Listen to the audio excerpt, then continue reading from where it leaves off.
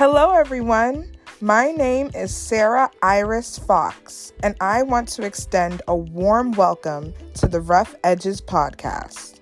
Rough Edges exists to provide mental health education as well as faith-based messages in order to inspire growth and foster healing. In this podcast, I will guide you through my faith and mental health journey to dispel the stigma surrounding mental illness and to create a voice for those who wish to discover more about these topics. My hope is that this podcast will not only shed light on mental health issues, but will also reveal the intersection between faith and mental illness in order to bring growth and healing in our communities. Hello, everyone, and welcome back to another episode of Rough Edges. Today, I am joined by special guest, Josie Warren. Josie is a mental health expert. She had depression, anxiety, alcoholism, and an eating disorders in her teens and 20s. After years of struggling with traditional therapy, even becoming a licensed therapist and working at the Betty Ford Center, she was unable to solve any of her mental health issues. Thankfully, she found the missing piece that led her to fully heal from all her mental disorders. Josie is passionate about helping others with mental health disorders heal and create fulfilling lives. She is thankful for the gift of her past mental health issues and lives in gratitude. On today's podcast, she is very excited to share the missing piece to the Rough Edges audience. You can find her on her website at www.thehashimotofix.com, and you can also contact her at josie.n.warren@gmail.com. Welcome, Josie. Thank you, Sarah. So great to be here and really excited to get to share my experience and my unique mental health perspective with the Rough Edges audience. Thanks. Yeah, I'm so happy to get into it. But before Yeah, we do that, I would like to get to know you a little bit more. of So, course. what are three things that you're passionate about and why? That's great. Thank you for asking me that. The first thing that I am incredibly passionate about is teaching others with mental health conditions like I used to have, and teaching them how to naturally heal and self repair, and that these conditions don't have to be lifelong, like we are told. Um, the second thing that I'm very passionate about is leading a very fulfilling and engaging life, so that I know that I will never have to worry ever down the road about getting any of my past mental health conditions. And the third thing that I'm incredibly passionate about is my why. And my Mhm. why is what I'm working towards in my life and the reason that I'm here. And what I am here to do is to be on the forefront and a leader in the mental health field here in the world and change the way the world knows and understands mental health conditions, chronic illnesses, and autoimmune disorders. All right. Those are some excellent things. And I am just like so excited to hear just like, the gems that you're about to drop tonight. Yeah. So I thank you for that. Mhm. And so just to get started, can you share your experiences with mental health? Course. I will keep it short, but as many of us have experienced, those listening with mental health, my mental health condition started from a very young age. Probably preschool and starting elementary school, I developed anxiety. And by the time I was about 8 years old, I was already starting to have suicidal thoughts and Mm, thoughts about killing myself at that age. So it was very clear to me early on that there was something wrong with my brain and the way my brain chemistry was working, and I knew that the thoughts I was having shouldn't be the thoughts that normal healthy people should have. As I progressed from elementary school into middle school, I also developed depression. And as I progressed from middle school into high school, also I didn't add this, but I had ADD, and then I developed a severe eating disorder, mm, and then I was also developed alcoholism, and those conditions I had throughout that time period in my teens and my 20s until I finally found something that could help me. And in that process of trying to find an answer for myself, like many of us, I went to years of therapy, tried different medications, supplements, food diets, cleansing, trying to figure myself out, became a licensed professional counselor, thought if I could help others and maybe I could help myself too. And unfortunately, at the end of the day, I found that none of those things worked for me. Mm, And I still maintained to have these mental health conditions, and they only got worse. And I wondered what was wrong with me. What mm. was wrong with me that I couldn't figure this out, and was very embarrassed and tried to hide the thoughts that were going on in my head and how badly and how dark I felt about myself and the world, and didn't really know that there was a way out of that tunnel for a very long time. Wow. Thank you for sharing. Hmm. And a couple of things stood out to me while you were sharing your story. The first thing being that, you had these thoughts at such a young age. And a lot of the times we don't think mental health really has an effect on children other than ADHD and anxiety. And those are Yeah, the only things we see in like children. But yeah, we don't really think children can have suicidal thoughts, they can have depressive moods, and they could, also have like an array of mental disorders that we don't even see or not even as common as, diagnosing ADHD in children. So I love that you brought that up and the hmm, reality of, even as young as you were, which was like around 8 years old, like you were still dealing with a lot on a mental level. And so I thank you for bringing that up. And yeah. also, Welcome. another thing that stood out was just like you said that you became a licensed therapist and you thought maybe if I helped somebody out, I would be helped in the process. Yep. And that wasn't a reality. So Nope. yeah, thank you for that as You're well. welcome. Yeah.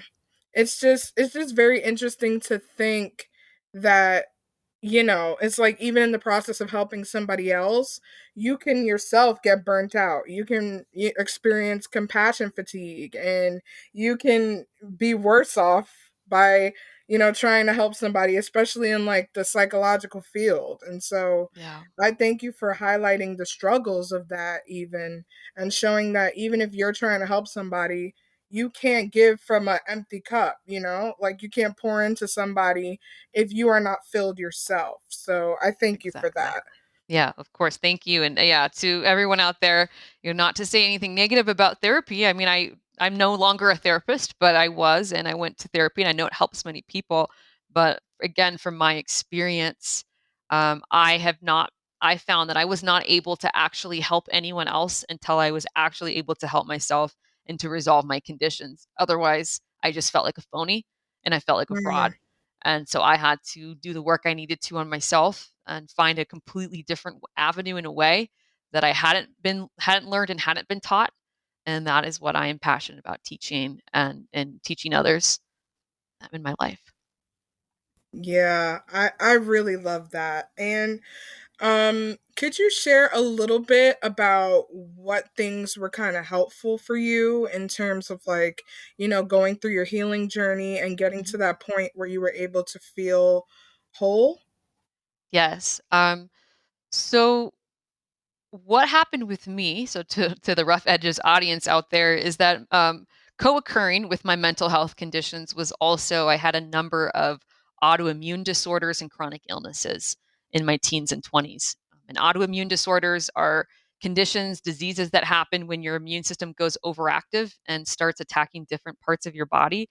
And so my body was attacking itself all the while my brain chemistry was dysregulated, and like I shared, saw all kinds of therapists, doctors, healers, functional medicine, was on all kinds of medication to help me with other kinds of issues as well, like Hashimoto's, lupus, MS, eczema, things of that nature.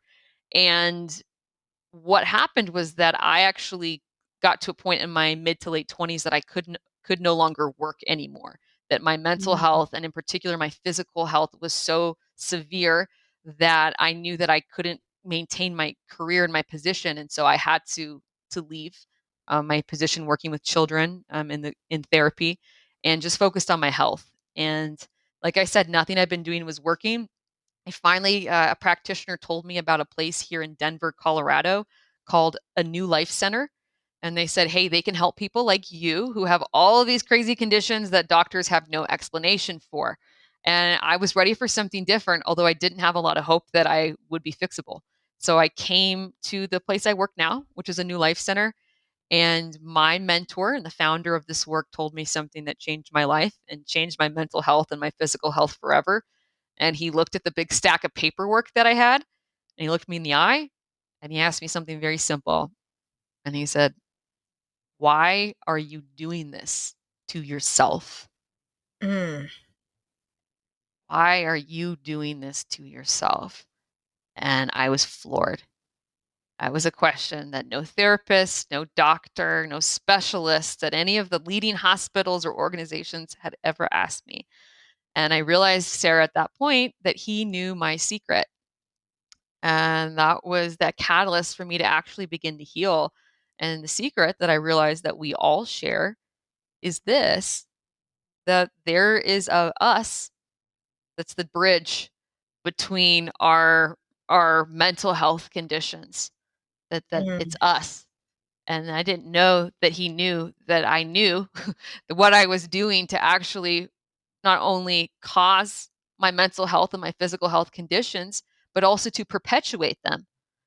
mm, And when I realized that he kind of busted me and realized, oh, there's a me in these conditions.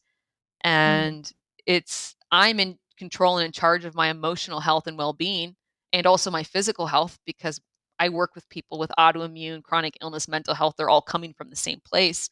Then I could actually begin to heal and self repair, um, because I couldn't be babied anymore with my therapist and everyone thinking that this poor me, these things had happened to me. I needed someone to get real with me and say, hey, I know what you're doing. And most importantly, there is a way out. mm. Wow. My mind is blown. Cause like honestly, it's just like I love the agency that you brought up just now, where it's like we are in control. Like we can make choices. And the thing is, it's just, that gives us a sense of hope that we can move forward, that we can do the steps that we need to do in order Yes. to begin healing. Because a Yes. lot of the times, mental health, like especially mental health conditions, they render us hopeless. They make us feel like we can't do anything, we have no more agency, and we can't get through this because this is just the way I am now.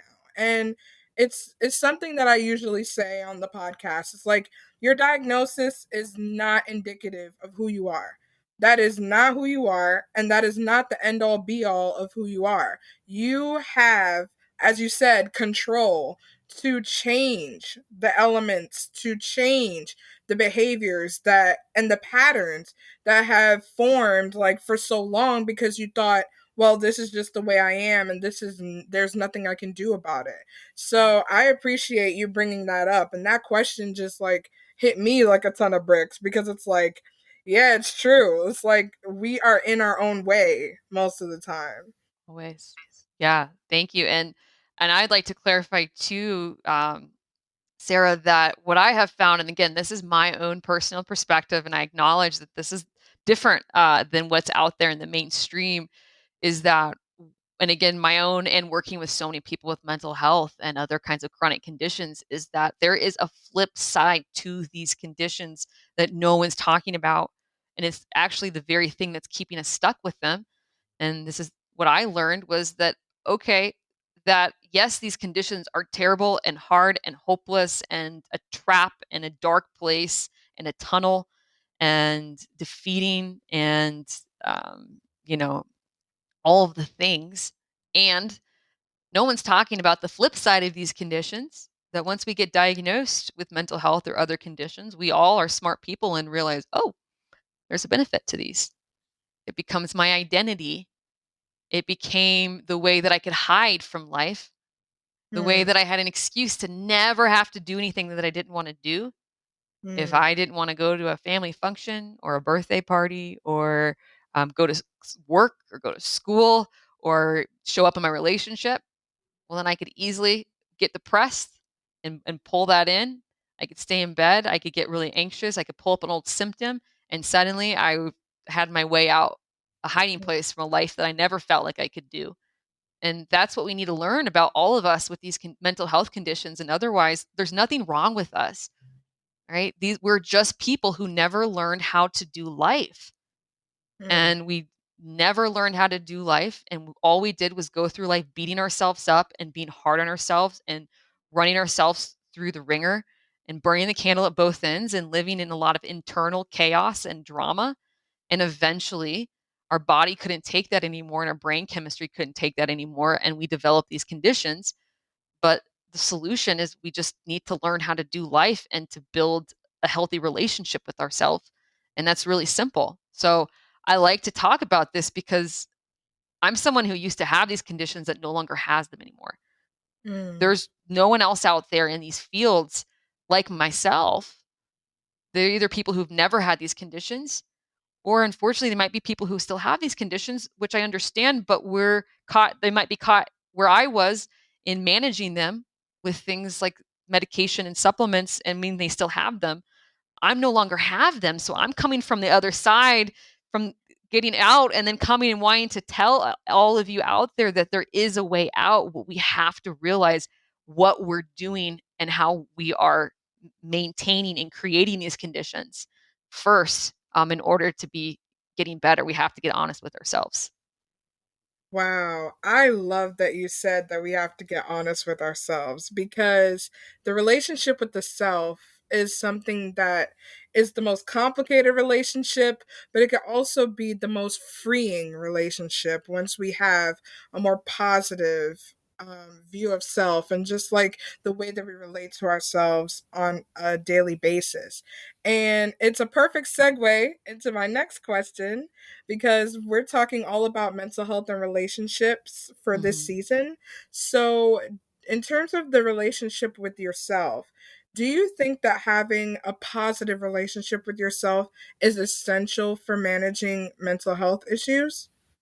That's a great question. And I want to clarify to all the listeners out there that I know we live in a society that talks about having like a positive relationship. And unfortunately, that is, from my experience, is coming from very much a place of kind of a hoping and a wishing and an affirmation.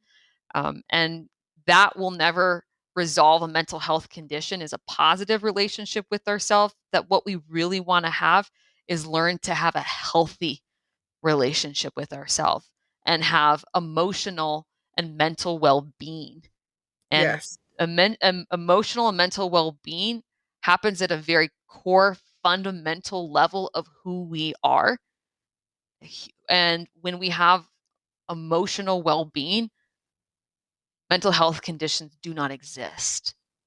And Mm. so that's what it's actually about, is learning how to have emotional well-being and a healthy relationship with myself, versus, because I lived in a place of let me be positive with myself and, glass half full, let me see the good. And that's never actually dealing with the core of what's really going on with me. I need to heal and have a healthy relationship first, then my mental health conditions will resolve.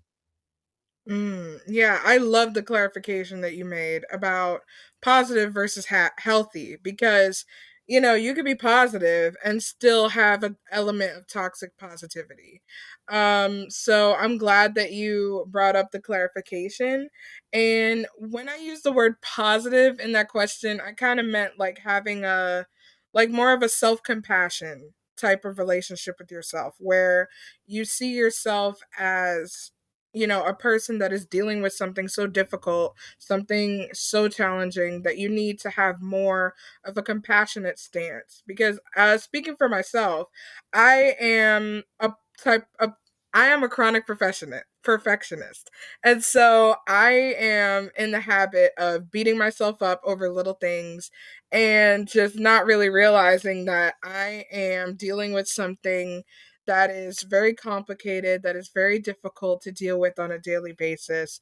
And I'm not giving myself the grace that I need in order to be able to move forward and just walk into the healing that I need to be in order to be completely whole. So um that's the type of, it wasn't necessarily like positive, but it's just like having that self-compassion towards yourself and towards just like your psyche so that you could be able to move forward.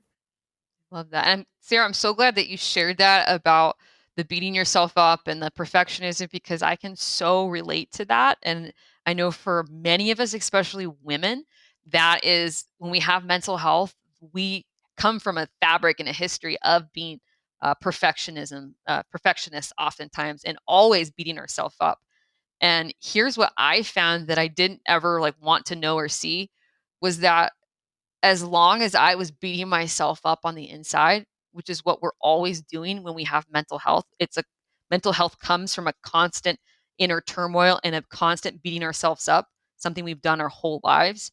Is that Mm, as long as I was beating myself up, I could never have a healthy relationship with myself. I could never be resolved of my conditions, and that actually it's the beating ourselves up, even on a day to day basis, that is not only has created our conditions, our mental health conditions, but is actually perpetuating them. And I mm, did not realize that. I just thought, oh, no big deal. It's just what I do. It's just second nature. And actually, for me to get better, I had to slow down and actually acknowledge that I was doing that and then realize I need a way out of the beating myself up. And it wasn't for me going to come from, I mean, my gosh, I did the meditation, I did the yoga, I did the positive self-talk, I did the protocols, I did the clean eating, I did all those, the aromatherapy. It was having to change how I interacted with myself at a core level. And from that place, then I could actually heal. And when don't beat myself up, you don't have mental health. And that's something I'm really passionate about sharing with people. yeah, wow. I love the sound of that, honestly. I'm like, if I could cure this without berating myself every day, I would definitely begin to start doing that. And that also brings me into my next question because you mentioned that you had to learn how to change the relationship with yourself at your core. And Yes. so, um, what was that process like for you in terms of learning how to fix and rectify that relationship that you had with yourself? That's a great question. And what I like to clarify with the audience or share is that was really key for me to realize that the unhealthy relationship that I had with myself, and again, when I connect what I just shared, the beating myself up, the constant negative self-talk, the feeling I'm not good enough, that I'm worthless, that I'm depressed, that I'm sad, that I'm confused, I can't make it, all of those, etc., feelings that I had, that those were just me. I didn't feel this way because of my family lineage or my multi-generational history. I didn't feel this way because of what happened with my mom or what happened with my dad or what happened with a relationship. That this was a core way that I was interacting with myself and feeling bad about myself. And that the really simple reason why I was beating myself up and I was feeling really, really bad about myself, that it was not complicated. It was very obvious. It was right in front of me. And the reason I was feeling so bad about myself was that I had created a habit of a lifetime of unhealthy and unsupported behaviors, things that Mm, I did when I thought no one was looking, that over time became just the way I lived and chipped away like a statue at who I was and caused me to feel really, really bad about who I was. mm, Whether that was me, waking up and never making my bed, to skipping meals, to not maybe not paying my bills, to speeding, to maybe cheating on tests, to leaving my clothes out and all over the floor after I wash them and not hanging them up for a long time, to not flossing my teeth, to a lot more extreme behaviors that I had created a lifestyle of behaviors of how I was living that was making me feel really bad about myself and beat myself up. And that's key to everyone out there. Anyone who's listening with mental health, I say this with love, you are no exception. We are all the mm, same. And what I call that is not parenting ourselves. So I didn't feel good about myself because I was not parenting myself. And parenting means doing the things we know we need to do, even when we don't want to do them. And Mm, yes, it's the big things, but most importantly, we have to start with the small things, the little micro choices that we make every day of leaving the dishes in the sink or not washing my clothes or not washing my face or, like I said, speeding. These micro choices we make every day, that's what makes us feel bad. That's what causes our inner turmoil, beating ourselves up. That's what creates our mental health conditions from my experience. So my way out, Sarah, was something I teach all my students, which is the simple act of learning to parent ourselves and, mm, and moving from a place of where we used to live with mental health, which is doing what I want to do when I want to do it and not wanting anyone to tell me what to do and living a life of throwing internal adult temper tantrums to learning to do the things I know I need to do, even when I don't want to do them, to show myself that I matter and that I care about myself. And when I do mm. those things, I start to develop a healthy and loving relationship with myself. And from that place, mental health resolves. And there's actually a science behind this that I teach, but mental health conditions resolve, brain chemistry rebalances. And you parent yourself, you will learn how to resolve your mental health conditions. And I know that. I teach it to all my students. I see the same results as I've had.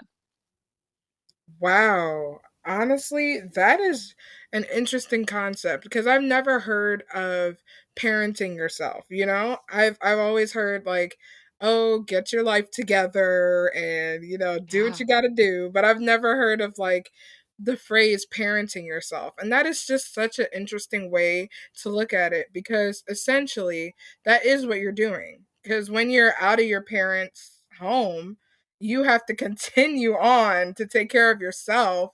The same things that your parents have done for you need to continue it for yourself. I mean, that's how we survive.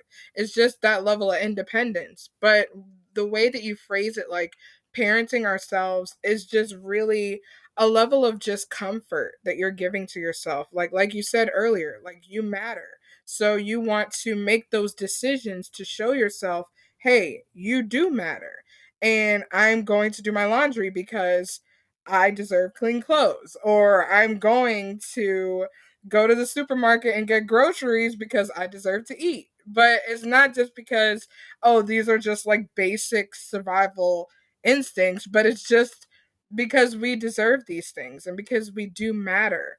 And so I really like that term, parenting yourself. Yeah. That's, Thank yeah. you. It's so helpful. And I want to acknowledge to all the people out there that I get it. When I had my mental health conditions and my physical health conditions, my life was a complete disaster. A disaster. I mean, not just like a physical disaster, like you'd walk into my apartment, it was a disaster, but internally it was a disaster. I had developed, like we all did, so many poor behaviors and repetitive behaviors that I had no idea where to even start, and it can feel very overwhelming. So I want to offer this to all the listeners out there that this is what I don't worry, you're going to be fine. I was right there with you. What you need to do, what you should do, and I recommend doing is start with one really small, simple behavior. That's it. One simple behavior. Something simple like every night before you go to bed, make sure your dishes are out of your sink. Or, every morning when you wake up, if you don't do this already, make your bed. Or Yeah. maybe you focus on every night you floss your teeth. You don't do that. Just one thing. I know we could all do many things, but just focus on one little thing because you set yourself up for success. And you do that every day to show yourself that you matter, not to be perfect, not to say you did it, but because you're worth it enough to do something so small for yourself to show yourself that you care. And you're going to throw adult temper tantrums because we're not used to doing this. So please, if you're doing it right, you know that you're going to throw some fits. You're going to say, this is silly. I want to do this. This is ridiculous. And you have to learn how to overcome those, to love yourself enough to do the things you know you need to do, to be the parents that maybe you never had. Be that Mm, parent to yourself. A lot of us didn't have parents that we want to model. Be the parent you always wish you might have had. Be that to yourself. And you know what? That voice is going to go away. That voice inside of you that beats yourself up, that tells you you're worthless, that you shouldn't have been born, that you'll never change. it will literally start to resolve in just a matter of weeks. And then what's going to happen is your body's going to move to another nervous system called the parasympathetic, which I'm happy to share a little bit more about. But your brain chemistry will regulate. You'll start to feel good about who you are. You'll get out of a state of fight or flight, and you will heal permanently from your mental health conditions. And it all starts with picking one tiny, simple thing to do to parent yourself. Wow, that's really good. And honestly, it just sounds so simple, Yes. but it's just really hard because you're not used to doing it. And so you're just like, okay, I could do this one thing, but then it's just like it's not the thing that I usually do every day. And so that creates like just a ripple effect of like, oh, I can't do this now because I'm not used to doing it, or it's hard for me to start. So I want to ask you, like on behalf of people who find it hard to Yeah. actually institute these practices into their lives, like what do you think is the hardest part about changing your perspective of self? Like what is so hard about actually starting that paradigm shift, do you think? Well, I think to answer your question, Sarah, and to kind of to jump off of what you talked about with parenting and maybe some of the challenges we might have in getting started and in transforming our mental health experience. I mean, that's why I like to keep it really simple. I don't I don't tell students to start working out as they're parenting themselves behavior or to lose weight or to change your eating habits, right? No, we're not talking about that. We're talking about flossing your teeth. And so we like to keep it simple so we can overcome our mind who wants us to stay stuck and beating ourselves up and with our mental health conditions. And to even like a pre-step for that would have to be, and I had to do this, was to realize that I was done being someone with these conditions. I had to realize that I did not want to have the identity of a mentally ill person. Quite honestly, that's how I was, and someone with my chronic illnesses. And I had to make the choice to want to be healthy and want to heal and have emotional well-being. Um, for my experience, health is a choice. Mental health is a choice. We might not realize it when we're in it, and I know that it can feel so challenging and so like a tornado. But when I was able to finally realize that I was creating my experience, I was the source of my emotional discord and my mental health conditions. And I didn't want to be that anymore. I didn't want to live this life. I had to make that choice. You had to make the choice that you want a life of emotional well-being, of calm, and of being in control. And if you don't want that, that's okay. But at least to be honest with yourself if you don't. If you want to have these conditions and just manage them and use medication, and that's okay. But I had to be honest and realize I was doing that. And then I had to say, okay, I don't want to live that way anymore. And I want a way out. I want the voices in my head to stop. I want to stop beating myself up. I don't want my future kids to know about mental health and to think that they're going to get it too. I don't want to be the depressed mom, or grandma out there popping all the pills that I was taking. I want to be health. I want to be different. I want to be happy. I want to Mm, have emotional well-being, and that's a choice we have to make. So that's what I tell everyone out there. We have to get honest with ourselves, um, and realize, yeah, this is coming from us, and we are the way out. wow, I love that. And Josie, I want to close with this particular question, but do you Mhm. have any additional advice for someone who is struggling to manage their view of self and also to managing mental health conditions? Yeah. I think to everyone out there, I want you to know that you don't have to manage it. That I thought that that was the best I could do, that these conditions were lifelong, and the best I could do is something called manage or symptom management, which means we're using our journaling, we're using our therapy, we're using our medications or supplements or, our routines to try to will our way out and manage it, meaning we still have it. And I want to inspire everyone to know that there's a step beyond managing it. And that's actually healing and developing emotional well-being and a healthy relationship with yourself. And that you all deserve that.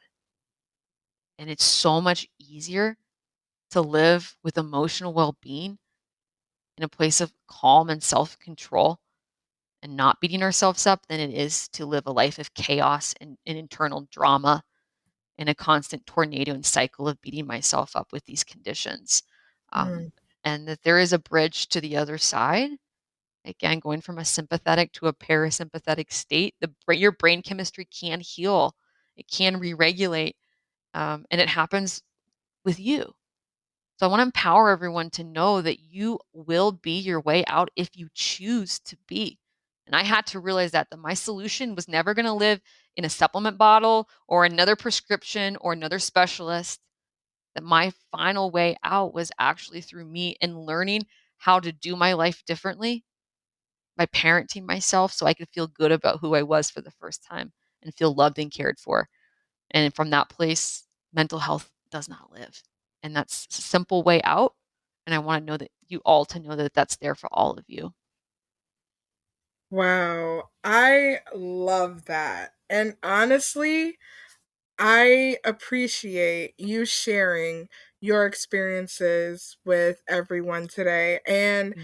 I just also appreciate how you showed that even if this isn't for you specifically, that that is okay too. It's okay. And also, I love how you were also making a way for people to realize that, hey, we do have control in this. It's not Choice. something, yes, we Mm. do have a choice. And it's not something where we are utterly hopeless Mhm. and we are not utterly in despair because we have this condition. It is something that is manageable and is something that is curable, and you are living proof of that. Yeah. So I thank you so much for sharing tonight.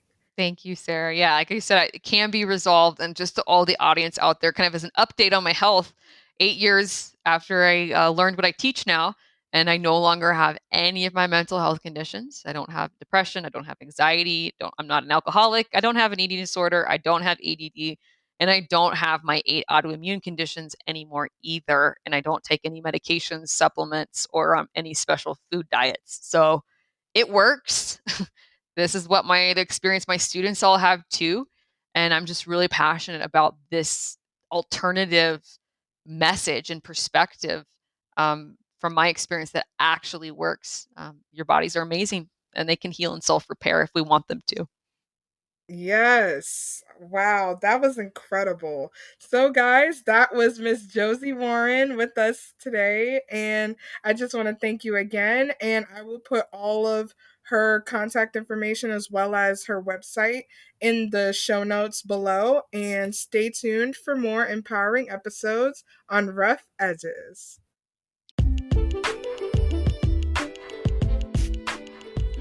Thank you for listening to Rough Edges. This podcast is available on Spotify, Anchor, Apple Podcast, iHeartRadio, and more.